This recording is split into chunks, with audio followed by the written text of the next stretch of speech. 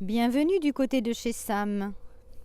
La Première Guerre mondiale reste un sujet de roman puisque certains auteurs se sont penchés sur cette tranche d'histoire, comme David Ramollet avec Les Ombres de Craonne. Simon Mercier, romancier, travaille sur son second livre dont le héros Martin Brosse est paysan en 1913 au Loiret, à Moutier, où il tombe amoureux de Héloïse, la femme du président, l'homme qui l'aide aux travaux de la ferme. Mais celle-ci est éperdument éprise de son mari. Le président et sa femme quittent les Lorets afin de poursuivre leurs rêves, descendre vers le sud. Si la déclaration de la guerre est vécue par tous dans la douleur de la séparation, pour Martin, elle arrive à point nommé, car elle lui offre l'occasion de retrouver Héloïse.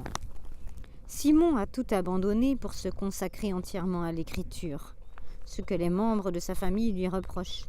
Lui qui avait la sécurité de l'emploi en étant fonctionnaire à la sécurité sociale. Une chance, il peut compter sur Claire, sa femme.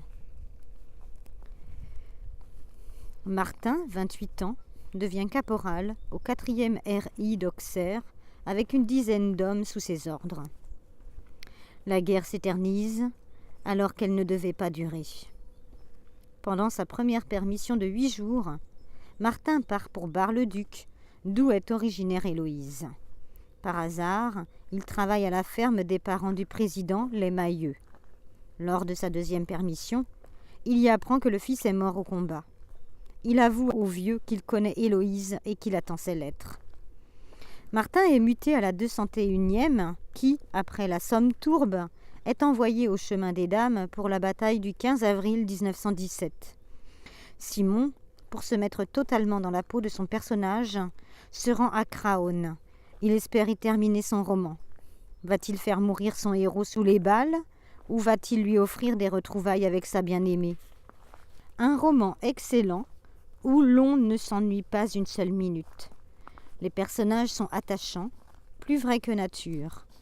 L'histoire de Martin est captivante et les descriptions de la Première Guerre mondiale ne sont pas barbantes.